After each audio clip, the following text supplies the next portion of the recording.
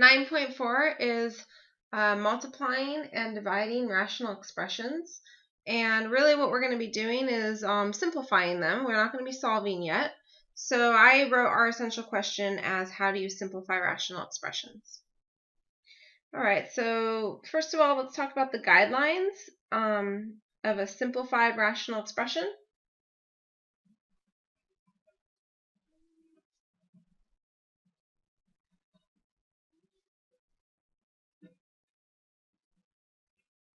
So here's our guidelines. Two things need to be true. Two things are true. So first of all, the numerator and the denominator cannot have any common factors other than 1.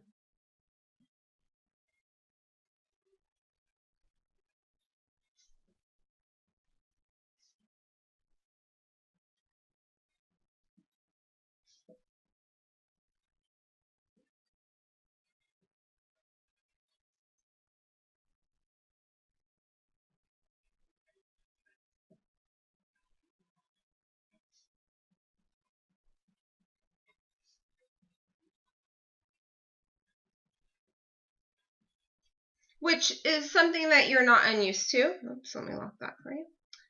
Which is something that you're not unused to, right? For example, if you had 4/8, you would say to yourself, hey, there's a common factor in the numerator and denominator. Let me divide that common factor out, and you would get 1/2, right? That would be the simplest version of that rational expression.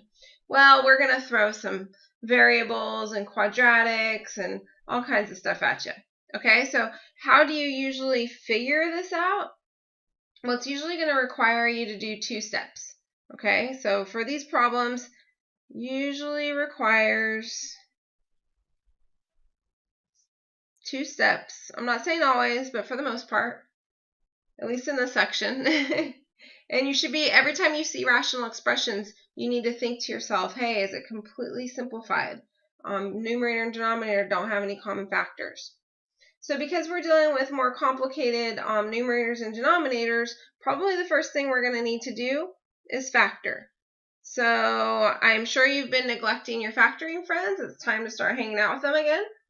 So dig them out of your binder, get to know them all over again, okay? And then the other thing that we're going to then do after we factored numerator and denominator is we'll divide out any common factors.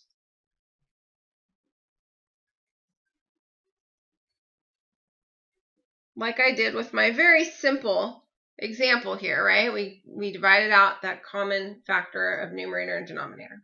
Okay, so let's do some problems. First thing we're going to do is simplify. Okay, so you are given, we'll do a couple of these, so I'll do A first. So you're given x squared plus x minus 2 over x squared minus 1. And I say to myself, well, I've got quadratics here, but I don't see any factors yet. I've got terms, but remember, factors are numbers that are or expressions that are multiplied together. Okay, so we need to factor both of these. So in the numerator, I say to myself, well, it's not a difference of 2 squares. I can notice that the bottom is a difference of 2 squares. Not a perfect square trinomial. So I think this is one of our guess and checks where we're just going to say, hey, what are factors of 2? That'll give me 1. Okay, so I come over to the side here. Factors of 2 are 2 and 1. Okay, and what can I do to get 1? Well, I can take a 2 and I can minus 1 and I'll get that positive 1. Okay, so I'm going to break this up into 2 binomials. X squared, how do I get that? Well, that comes from these first 2 terms. So I need an x and an x. And then the factors of 2 and 1 that I have are the only factors because it's prime. So 2 and 1. And this is where I can check my inners and my outers. So I say, okay, in the middle, I've got 2x. In the outers, I've got 1x. How am I going to get a positive 1 from that? Well, I need to subtract 1, which will then give me that positive 1x. So that means that the 1's going to be negative and the 2's going to be positive. Okay, now to make room for my future work here, I'm going to erase that. And then the last thing I want to do, I know my inners and my outers will give me my middle term. My first two terms will multiply to give me my first term. So how about those last terms? If I multiply these last two terms, do I get the last term? I do. Okay, on the bottom, I had said that that was a difference of two squares. So that means that I've got a sum and difference pattern. All right, square root of the first term is x. Square root of the second term is 1. Right, and you can check that. The inners and the outers cancel out. The last terms give me a -1. First terms give me an x squared. Any common factors in numerator and denominator that I can divide? Yes, x minus 1 is a common factor, right? So we're, going into big kid territory here, right? We got common factors now that are binomials.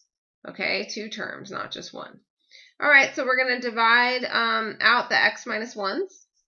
Those become 1s. They reduce down to 1. Okay, and my final answer here then is x plus 2 over x plus 1. And I'm going to go ahead and circle that. Okay, now it's important to think about, your domain in this. So if it asks for domain and range, it'd be important to say that it's really important that, your denominator can never equal 0. So x plus 1, where does x plus 1 equal 0? Well, x is going to have to be, or not be, -1, right? Okay, let's do another one. This one we're going to have 4x minus 2x squared over x squared minus 5x plus 6. All right, well, let's see. I can see that in my numerator, I've got some common factors. I think here I've got a greatest common monomial. I've got an x and a 2.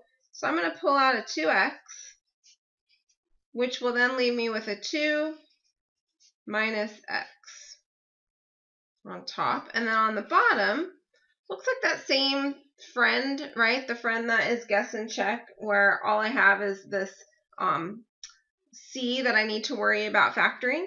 So factors of 6, well, that's 6 and 1, or 2 and 3. And I need to somehow get -5 out of this. Okay, so what I'm thinking to myself, well, either one of these are going to work, right? Okay, so I'm going to break this up, and I'm going to sit there and do my guess and check with my inners and my outers. First terms are going to be x's. Okay, and then let me go ahead and try. I'll try 6 and 1. So let's see here. If I do 6x and I do 1x, that means that one of these is going to have to be negative, just the 6, right? That would give me -5. Well, if I do that, look what happens to my last term. -6, +1 does not give me a +6. So I don't think that's how that's going to work. So now I'm going to try the 2 and the 3. Okay, and maybe one thing that you'll get out of this is that, these last two terms, in order to be positive, they're both either going to be positive or they're both going to be negative. But I need them to be the same sign, right? Okay, and I need this to be negative, which means that I'm going to need, let's see, if I have 2x and 3x, in order to get -5x, they're both going to have to be negatives, which tells me that that's my solution, or that's my factored form. Okay. Well, right now I don't see any common factors in the numerator and denominator. I see a 2 minus x and an x minus 2. Any way to make them the same? As a matter of fact, there is. If I take this this factor, 2 minus x, and if I factored out a negative, that would make that a -2 and that a positive x. Meaning, this has a positive x and a -2. So then they would be common factors. So what I'm going to do is I'm going to pull a -1 out of there. So I'm just going to pull a negative out. So I'll write -2x. Okay, now that becomes a negative, and that becomes a positive. So that becomes -2 plus x.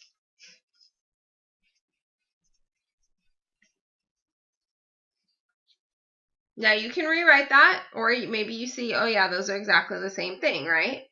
Or I can rewrite it for you. So this is -2x times x minus 2 over x minus 2 times x minus 3. So the common factors here are the x minus 2's. Divide those out. you get 1s, and you're left with negative 2x over x minus 3. Now, these x's don't reduce out. They're not factors, right? Well, this x is. This x is a factor, but this one's not. Okay, it's x minus 3. That's one number. Okay, well, you don't know what that is. So you cannot reduce here. Not okay. Same up here. Not okay to just, oh yeah, let's just reduce. Those are not factors. X plus 2 is a factor. X plus 1 is a factor. But these are not factors. So you cannot divide them out.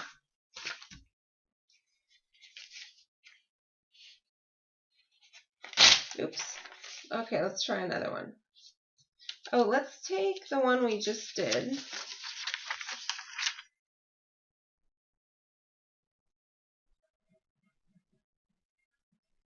Oh, this is going to be C. And now let's make it a little bit more complicated.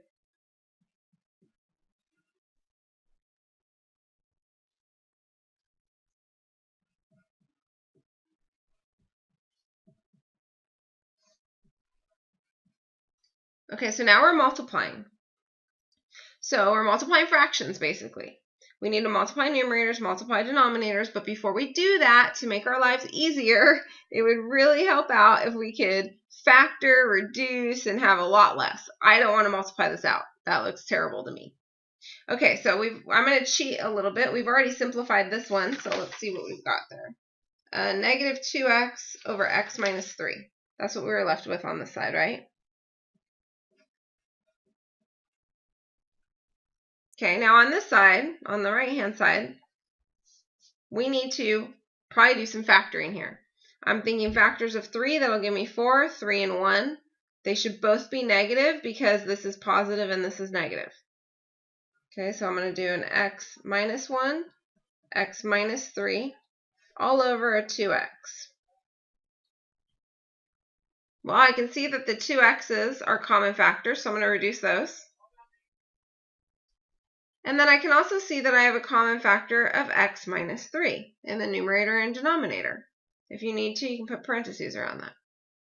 Okay, so common factor of x minus 3. So I'm left with, on the top, I've got a negative x minus 1. And on the bottom, I've just got 1s. So I can write it over 1 or not. So this is my final answer. Notice I don't have any domain restrictions on this, right? I don't have a denominator with a variable in it. So no domain restrictions. Your domain can be all real numbers. I'm just pointing that out in case of, there will be times, and I don't think it's in this textbook, but there will be times where you do need to really think about what your domain restrictions are. All right, let's do another one. How about 3 divided by 4x minus 8, and then divide that by x squared plus 3x over x squared plus x minus 6. Okay, now anytime you see a division sign with fractions, you should know something is wrong. And you should ask yourself, do we divide fractions? And you say, we do not divide fractions. What do we do instead? We multiply by the reciprocal. So I'm going to take 3 divided by 4x minus 8. And I'm going to multiply now by the reciprocal of this fraction. So I'm going to have x squared plus x minus 6 over x squared plus 3x. Okay, now it's time to start factoring. Okay, I'm going to move over here to the side just to save paper. All right, so there's nothing to factor with that 3. However, in the denominator, you should see that you have a greatest common monomial of 4. So I'm going to pull out a 4 and be left with x minus 2.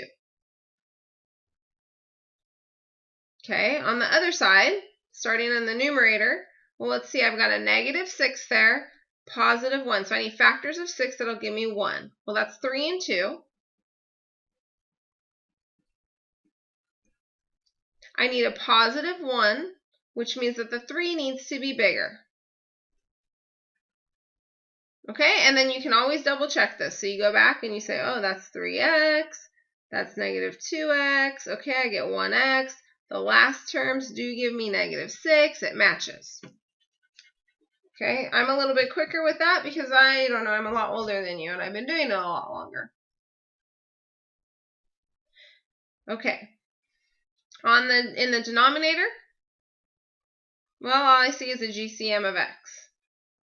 And that leaves me with x plus 3. All right, now I'm going to look for, and this is a plus. Now I'm going to look for common factors in the numerator and denominator. Okay, and so some common factors I see are the x minus 2's, those reduce to 1's. The x plus 3's, those reduce to 1's. And so what am I left with here? Let's see, 3 times 1 is 3 over 4 times x. So there's your simplified, completely simplified, as simplified as it's going to get. And now we can also think about, hey, is there a domain restriction? Yeah, we know that x should never equal 0 because that would make this undefined. So I just want you to get in the habit of doing that, okay? Just thinking about your denominator. Okay, and last one we're going to do, we'll make it a challenge one. So we'll have x over x minus 2 times 2x plus 3 over, oh, you know what? Well, I'll put it over 1. And then we'll divide that by 4x squared minus 9 over x minus 2. Okay, well, we're doing multiplication here, which is fine. So this can all stay the same. But you cannot divide fractions. So we have to multiply by the reciprocal. So this is really going to be x over x minus 2 times 2x plus 3 over 1 times x minus 2 over, and now let's go ahead and factor that.